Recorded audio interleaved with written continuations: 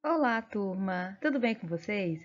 Vamos dar continuidade à nossa aula de geografia. O nosso conteúdo de hoje é sobre as bacias hidrográficas. Os rios formam conjuntos ou redes hidrográficas que podem ser compostos de uma ou mais bacias hidrográficas. As bacias hidrográficas compreendem o conjunto de terras por onde percorre um rio principal e seus afluentes.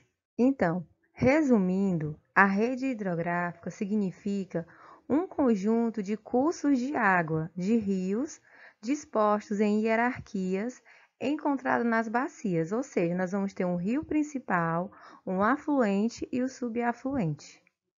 Já as bacias hidrográficas representam localidades da superfície terrestre separadas topograficamente entre si, cujas áreas funcionam como receptores naturais das águas da chuva.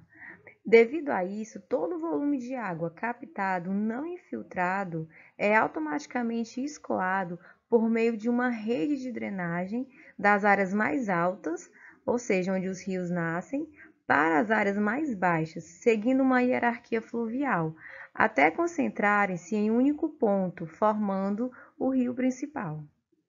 Na imagem abaixo, nós temos uma bacia hidrográfica, a Bacia do Paraná. Ela leva esse nome por causa do seu rio principal, que se chama Paraná. A área de cor rosa vai representar a área da bacia, ou seja, vai ser toda a área em que as águas superficiais escorrem em direção ao leito de um rio, pela força da gravidade. Portanto, aí nós vamos ter ruas, casas, vegetação. Então, tudo isso vai representar a bacia hidrográfica. Já a rede hidrográfica vai ser representado pelo rio principal e os seus afluentes e os subafluentes. Para ilustrar o que é uma bacia hidrográfica, vou dar como exemplo a folha de couve. Ela tem um caule principal, os caules secundários e os caules terciários. Então, esse caule principal, ele vai ser o rio principal.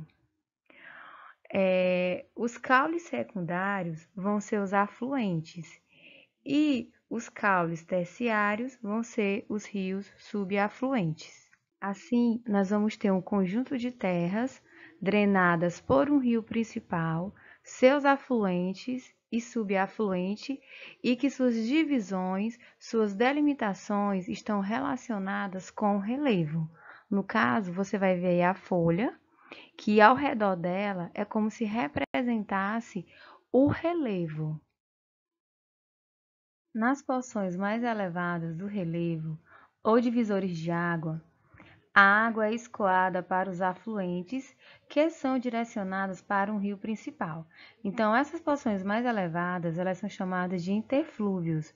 Elas servem como um divisor entre uma bacia e outra.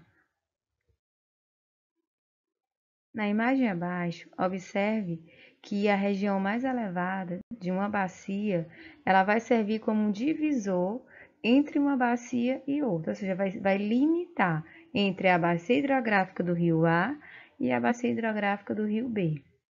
Os rios brasileiros estão reunidos em regiões hidrográficas, definidas pelo IBGE e pelo Conselho Nacional de Recursos Hídricos, para facilitar o planejamento ambiental e o uso racional da água. Para delimitar uma região hidrográfica, a fim de estabelecer os limites da área que abrange um rio principal e seus afluentes, da nascente à foz, são considerados, além dos aspectos físicos, também os aspectos culturais e econômicos. Atualmente, o país apresenta 12 regiões hidrográficas, que formam uma das mais extensas redes hidrográficas do mundo.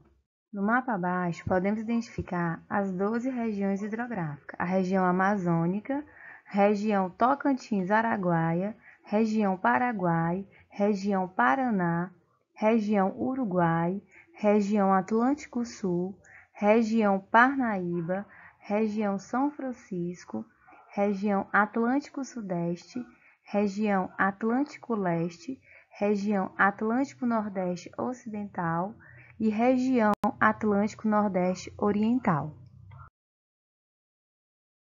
De acordo com o relevo onde está localizada, entre outros fatores, uma região hidrográfica pode apresentar características diferentes e pode beneficiar algumas atividades econômicas, como ocorre entre a região hidrográfica amazônica, que possui extensas hidrovias em razão das águas calmas dos rios, e a região hidrográfica do Paraná, que apresenta grande potencial de energia, uma vez que tem rios com corredeiras e grande volume de água, situação ideal para a construção de usinas hidrelétricas. E assim, turma, chegou ao fim a nossa aula de geografia. Até a próxima, um grande abraço.